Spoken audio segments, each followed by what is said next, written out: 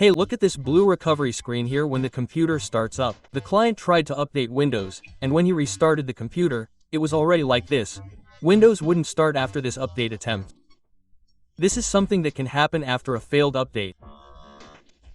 So let's try accessing the recovery environment here by pressing F1 to try to recover and resolve this issue here. I pressed F1 here. So my keyboard here has to use the function key, so it's a little different, but it's F1 on standard keyboards. Let's see if we can already access the recovery environment here so we can perform the procedure. In my case, it's not working, okay? If accessing this recovery environment doesn't work here, you'll have to use the flash drive, like I'm using here to boot from the flash drive and do it using the Windows formatting utility itself. There's a utility there we can use. If you don't have a Windows flash drive and don't know how, you need to learn. I have the lessons here. I'll leave them on the card here so you can make your own bootable Windows flash drive. Unfortunately, if you're having this problem right now and don't have access to another Windows computer or another machine, it'll be a bit more complicated. You might have to take it to someone who does or access someone else's computer to make your flash drive. Anyway, it's a good idea to always have a Windows emergency flash drive ready. So I'll leave these cards here so you can learn how to make your own. So, I accessed BSO here by pressing delete when the default system starts.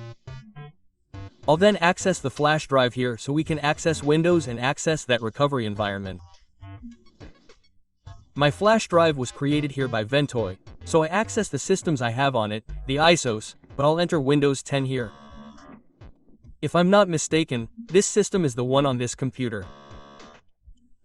So, here's the official Windows 10 ISO, right?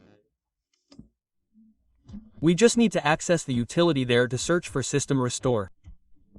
Let's see if there's a System Restore available. If there is, lucky us, it'll be easier to perform the procedure.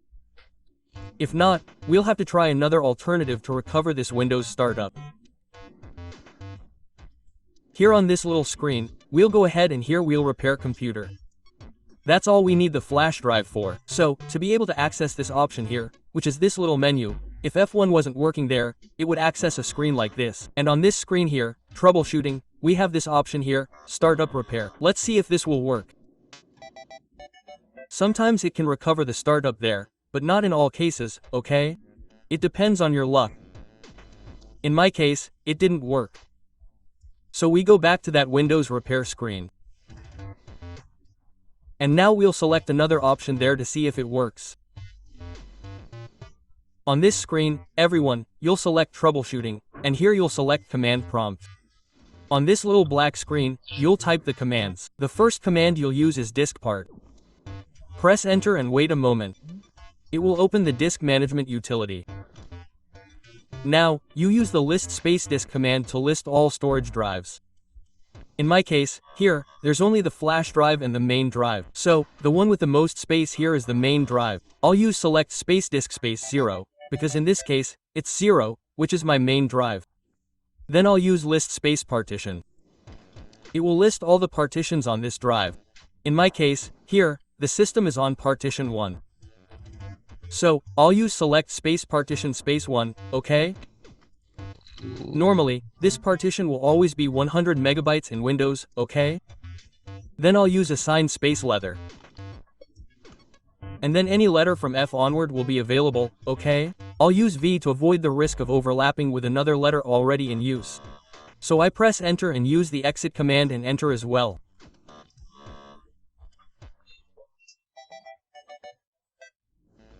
Now, outside of the part utility, we'll use the bcd command boot space c.\windows space/s then space and the letter we used. In my case it's v:/f space UFI.